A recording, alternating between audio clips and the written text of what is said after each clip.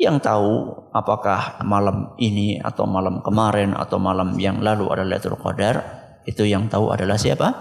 Allah Subhanahu wa taala. Allah rahasiakan pastinya kapan, apakah malam 21 atau malam 23 atau malam 25 atau malam 27 atau malam 29. Allah rahasiakan itu untuk kebaikan kita. Allah rahasiakan untuk kebaikan kita.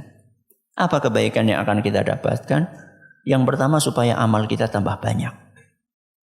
Supaya amal kita tambah banyak. Kalau misalnya sudah ditentukan, oh ya ada berita pokoknya tahun ini malam 21 misalnya, maka orang-orang semuanya bangun 21. Malam-malam berikutnya ya bisoliki. Atau misalnya ditentukan malam 29. Kira-kira pada bangun enggak 21, 23? Engkau lah urung iki. Ya. Berarti akhirnya kita cuma beribadah di satu malam dok. Tapi ketika dirahasiakan, kita akan kejar. Kapanpun kita akan kejar. Di malam-malam yang ganjil, bahkan di malam-malam yang genap pun kita juga beribadah. Karena malam genap itu walaupun tidak ganjil, ya iyalah genap ya bukan ganjil. Walaupun malam genap itu ya bukan malam-malam yang direkomendasikan atau diprediksikan Lailatul Qadar, tapi itu kan masuk dalam 10 hari terakhir. Ya.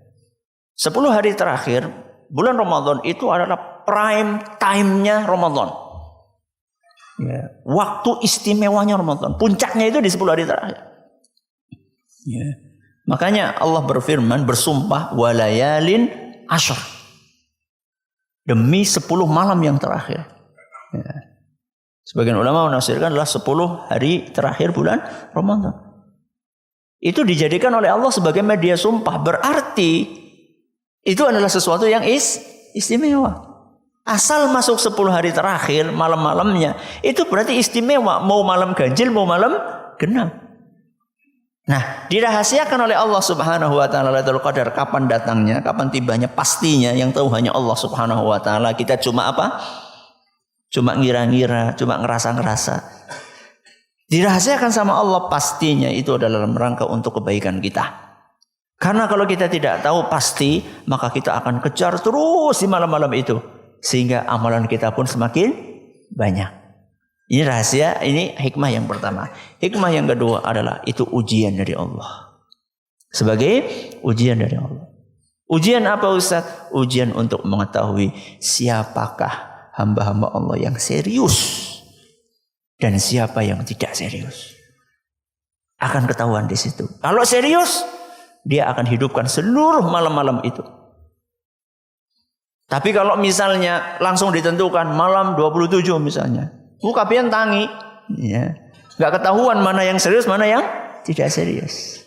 Maka itulah hikmahnya, kata para ulama. Wallahu a'lam bishawab. Mungkin masih banyak hikmah-hikmah yang lain di balik dirahasiakannya malam Lailatul Qadar. Yang paling penting dari kita adalah seandainya kita mendapatkan Lailatul Qadar, maka akan ada perubahan dalam diri kita.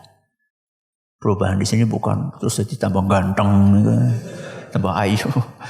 Akan ada perubahan dalam perilaku kita. Akan ada perubahan dalam tutur kata kita. Akan ada perubahan dalam ibadah kita. Kita semakin tekun beribadah. Semakin taat beramal kepada Allah. Semakin takut berbuat maksiat kepada Allah Subhanahu wa taala. Kalau kita rasakan itu setelah malam ini misalnya, ya, kalau kita rasakan itu, kita jadi mau buka hal-hal yang negatif di HP langsung astagfirullah, tutup. Begitu azan kita langsung bergegas. Begitu ada waktu kosong kita gunakan subhanallah, alhamdulillah, la ilaha illallah.